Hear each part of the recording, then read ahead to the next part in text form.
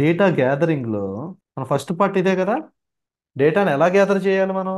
Nothing but sampling techniques. ఒకటి convenience sampling. Convenience sampling అంటే ఏంటి? నేను ఇంటి ముందు బాల్కనీలో నుంచున్నా, అటు పోయేవాడిని ఇటు పోయేవాడిని అడిగాను అనుకున్నాను, ఏ కొండాపురం అడిగొండాలని.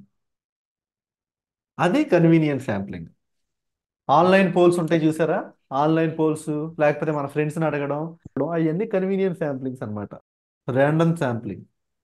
గా సెలెక్ట్ చేస్తున్నాం అంటే అక్కడ ఎవడైనా రావచ్చు. మీ ముందు 20 మంది కలిపి గేమ్ ఆడుతుంటే ఆ 20 మందిలో మీరు ఎవరినైనా చూపించవచ్చు. అంటే ఏంటిది? ప్రతి మెంబర్కి ఈక్వల్ ఛాన్స్ ఉంది అందులో సెలెక్ట్ అవ్వడానికి. ఓకే, అది ర్యాండమ్ శాంప్లింగ్.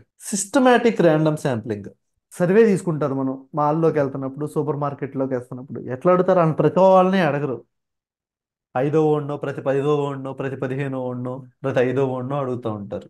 ఏంటి సార్ ఎట్లా ఉంది? అంత బాగానే ఉందా, బాగుందా అని చెప్పి. సో అలాగనమాట సిస్టమేటిక్. ఆ ర్యాండమ్ శాంప్లింగ్ ని కూడా కొంచెం సిస్టమేటిక్ వేలో పెడితే వచ్చేది systematic random sampling. Stratified sampling. And ఇంకొకటి ఏంటి అంటే క్లస్టర్ శాంప్లింగ్.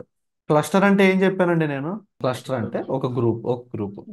నేను ఇది systematic random sampling, stratified sampling, cluster sampling explain చేయడానికి ఒక్కొక్క దానికి 2 నిమిషాలు మాత్రమే పడుతుంది.